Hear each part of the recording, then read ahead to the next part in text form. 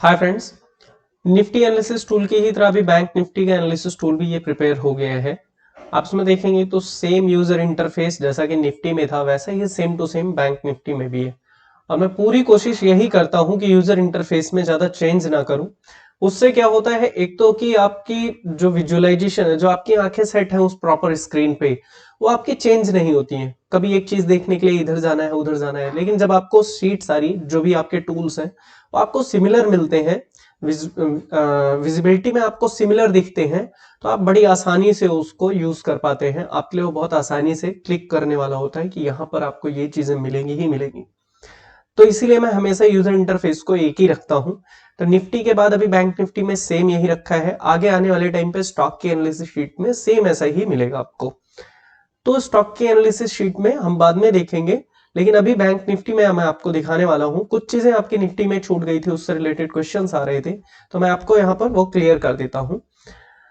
ये जो आपका सपोर्ट और रेसिस्टेंस का स्ट्रेंथ है, ये कैसा है कि देखिए, जिस साइड में वॉल्यूम ज्यादा होता है उस साइड में जाकर के आपका रेजिस्टेंस क्रिएट होता है, अगर कॉल साइड में ज्यादा वॉल्यूम है।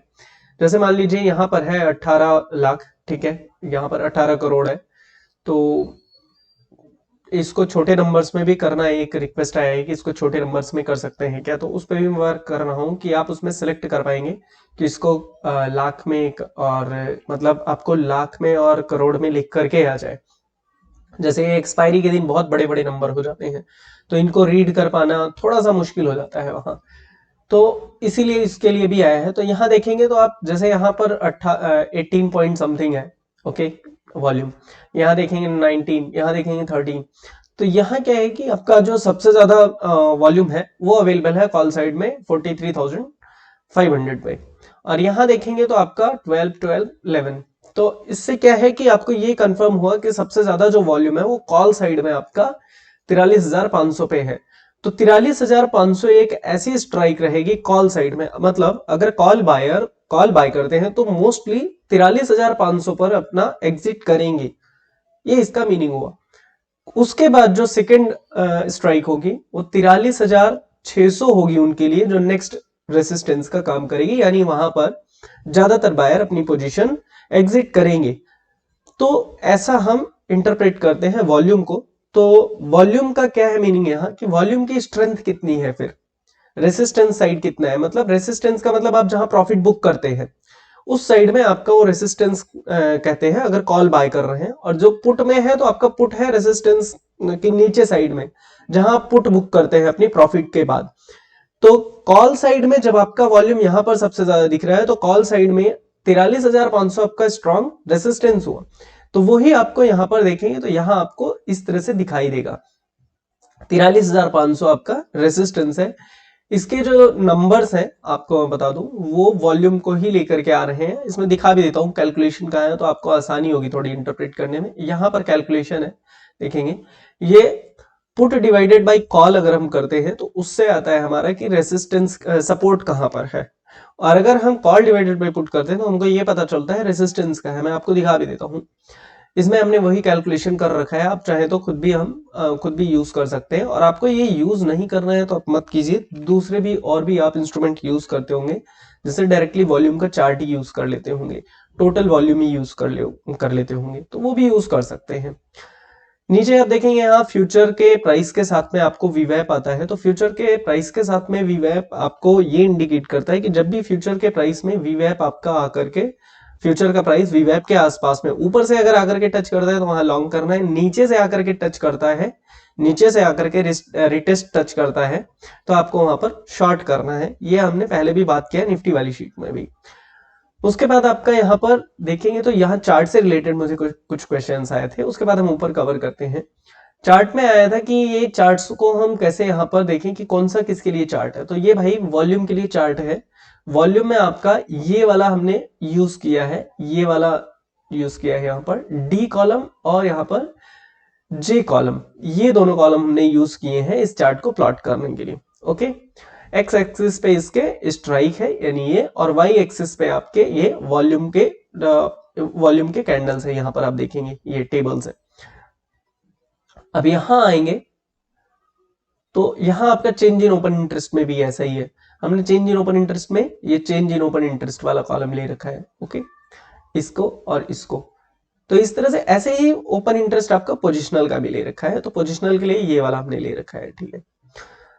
अब यहाँ पर ये जो टोटल वॉल्यूम है, टोटल इंट्राडे है, ओआई है, टोटल ओआई है, ये तीन जो है ये आपके टोटल नंबर्स हैं। यहाँ से यहाँ देखेंगे आप, ऊपर लिखा हुआ है टोटल, तो यहाँ टोटल वाला नंबर हमने यहाँ पर प्लॉट कर रखा है।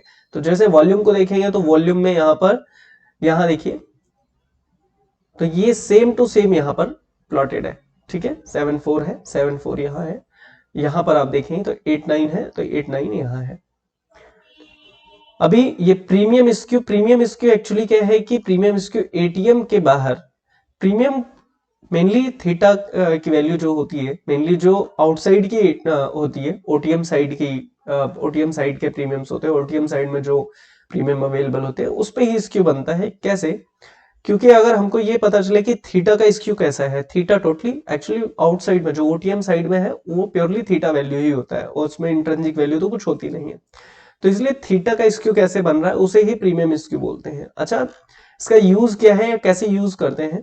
तो देखिए, एक जनरल कंसेप्ट है कि थीटा की वैल्यू कब बढ़ती है, जब उस साइड में उस पर्टिकुलर स्ट्राइक की डिमांड है, तभी जाकर के वो बढ़ता है। यानी आप ये मान लीजिए, या दूसरी बात ये भी समझ लीजिए कि आपका जैसे पुट है, पुट साइड में सडनली आपका पुट के प्राइसेस बढ़ने लगे, और रीजन कुछ भी हो सकता है, आपका आईबी ज्यादा हो सकता है, आईबी ज्यादा हो सकता है, आपका मार्केट में फियर ज्यादा हो सकता है, कोई इवेंट हो गया तो उसकी वजह से आईबी ज्यादा बढ़ गया है, तो वहां पर क्या होगा कि आपसे प्रीमियम ज्यादा डिमांड की जाएगी, जो कि यहाँ पर आपको नजर भी आएगा कि एक्चुअली में इसकी वैल्यू कितनी होनी चाहिए और प्रीमियम कितना ट्रेड हुआ है, कितने प्रीमियम पे वो ट्रेड हुआ है।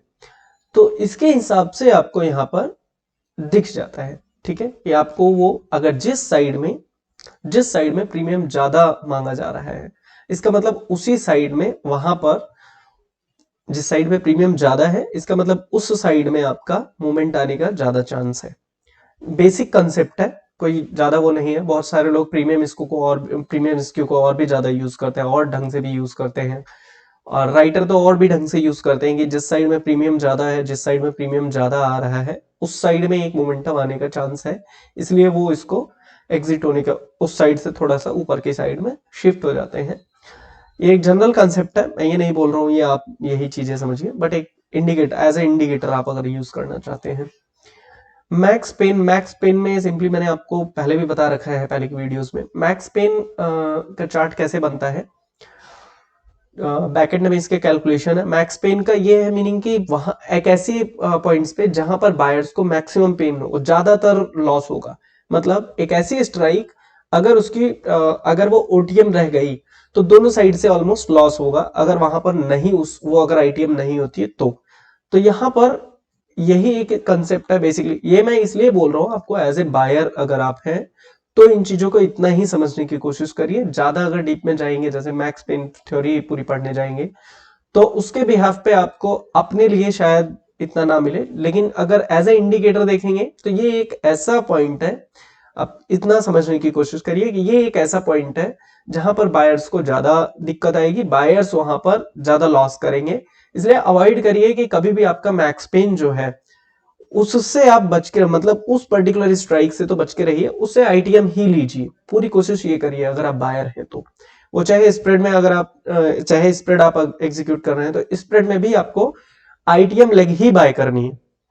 अगर आप डायरेक्शनल स्प्रेड बना रहे हैं तो डायरेक्शनल स्प्रेड में मतलब अगर आप बुलिश ही हैं, सपोज दैट यहाँ का एग्जांपल ले लेते हैं, अगर आप मान लीजिए आज मार्केट में बुलिश ही हैं, अगर आप बैंक निफ्टी में बुलिश ही हैं, तो बैंक निफ्टी में आपको क्या करना है कि 43,400 की ही कॉल बाय करनी है, और जो सेल करनी है वो 43,500 की करनी थी।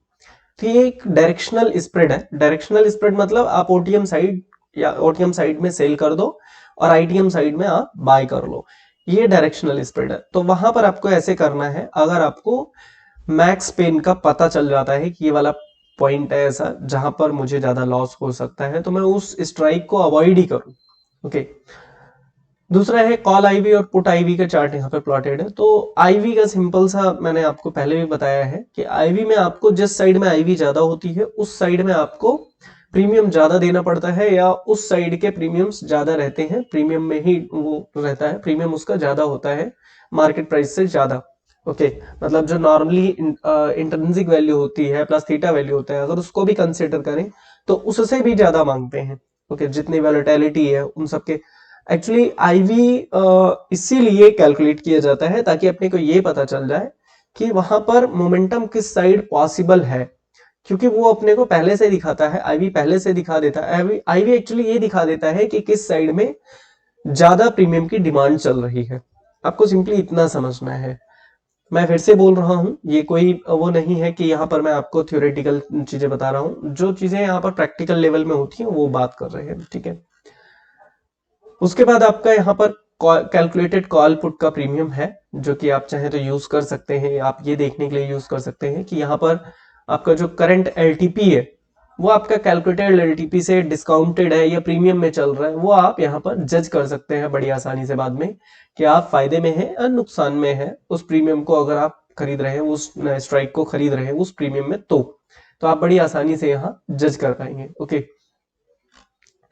उसके बाद आपका यहाँ पर पीसीआर वैल्यू वगैरह आपने देखी है, ये रेशियोज हैं, मैक्स पेन की वैल्यू यहाँ पे भी लिखी हुई है ऊपर। उसके बाद यहाँ पर आपका वही 50 हर 4 मिनट्स के बाद का डेटा यहाँ पर अवेलेबल है, आप देखेंगे यहाँ पर पीसीआर सिग्नल यानी ऑप्शन का सिग्नल कि आपका ऑप्शन अगर 1.25 से ऊपर जा रहा है, 1.25 का चेंज इन ओपन इंटरेस्ट का पीसीआर जो है 1.25 से ऊपर है, तो डेफिनेटली आपको वहां पर बाय करना है, डेफिनेटली वहां पर आपको कॉल बाय आएगा। ठीक है, बाइंग के लिए पहले भी बताया है कि बेशक कॉल बाय जोन में रहे, बेशक कॉल बाय जोन में आपका अगर फिल्टर भी हो रहा है, प्राइस भी फिल्टर हो रहा है, मतलब वी वैप से ऊपर है, तो आपको ये देखना है कि बाइंग तभी करिए जब आपका वी वैप और फ्यूचर नियर में आ जाए। ओके, नियर में आ जाए उसके बाद ही आपको एंट्रीज लेनी है, अगर वो बाइंग जोन में भी है तभी भी।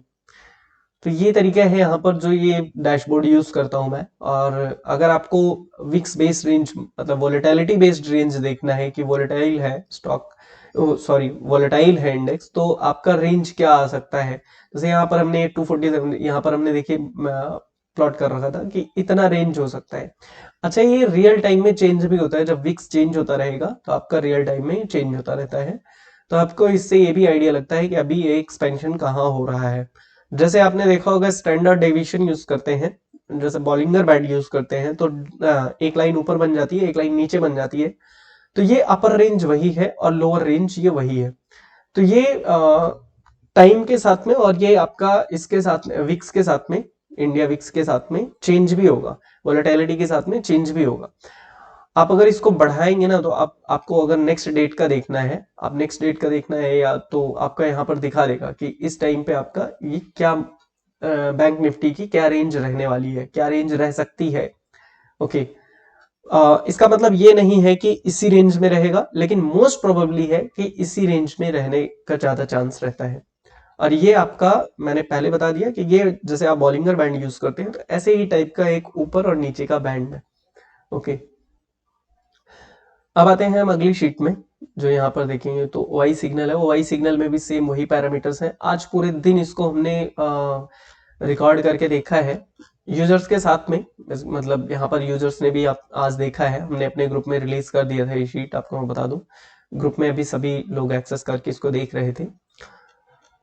ओके, अच्छा, इनमें से आप में से किसी को भी अगर डेमो चाहिए होगा तो आप मुझे डायरेक्टली व्हाट्सएप कर सकते हैं, मैंने व्हाट्सएप नंबर पहले भी मेंशन कर रखा है, अब यहाँ पर मैं दोबारा से मेंशन कर देता हूँ। अगर आप में से किसी को भी चाहिए, आप मेरी वेबसाइट पे भी विजिट कर सकते हैं, यहाँ पर दिया हुआ है। ओके, अगर आपको इसका डेमो चाहिए तो आप मुझे कनेक्ट कर सकते हो, व्हाट्सएप कर सकते हो, यहाँ पर व्हाट्सएप नंबर है मेंशन है। ओके, यहाँ ये है व्हाट्सएप नंबर, तो आप वेबसाइट पर विजिट करके यहाँ पर व्हाट्सएप नंबर ले सकते हो। आप अगर कोई डाउट है या आप किसी कस्टमाइज टूल के लिए कोई भी कस्टमाइज टूल अगर आप बनवाना चाहते हो तो डेफिनेटली आप मुझे मीट कर सकते हो, एक मीटिंग ले सकते हो, उसके बाद आप मुझे अपनी क्वेरीज दे करके आप बात कर सकते हो। वैसे मैं रेगुलरली ये सारे काम करता रहता हूँ, कस्टमाइज टूल्स और कस्टमाइज सेटअप्स में वर्क करता रहता हूँ, तो डेफिनेटली आपको पसंद आएगा मेरा काम। तो इसमें आप देख करके मुझे बता सकते हो। अगले वाले टूल पे आते हैं इसी में, तो यहाँ पर ये चीज हमने रिकॉर्ड करी है, आप देखेंगे तो इसको देखेंगे, निफ्टी और बैंक निफ्टी के दोनों सेम टू सेम पैरामीटर्स हैं यहाँ पर। यहाँ देखेंगे तो मल्टी स्ट्राइक डैशबोर्ड है। मल्टी स्ट्राइक डैशबोर्ड में भी आपको यहाँ पर सेलर्स के लिए भी टूल मिल जाते हैं, बायर्स के लिए भी टूल मिल जाते हैं। जो सेलर्स के लिए हेल्पफुल होंगे तो शायद वो बायर्स के लिए हेल्पफुल होंगे। जैसे हमने स्ट्रेडल का प्राइस लगा रखा है, तो आप चाहें तो मैच भी यहाँ पर कंपैरिजन करने के लिए भी यूज कर सकते हैं, मल्टीपल स्ट्राइक्स पे भी यूज कर सकते हैं। ओके, हमने लास्ट टाइम पे बताया था कि इसके लिए एक बटन है कि आप इसको एटीएम स्ट्राइक के हिसाब से सेट कर सकते हैं। जो एटीएम चल रहा है उससे दो ऊपर दो नीचे, दो पॉजिटिव और दो नेगेटिव, मतलब ऊपर प्लस माइनस 200 पॉइंट तक आप यूज कर सकते हैं एटीएम से।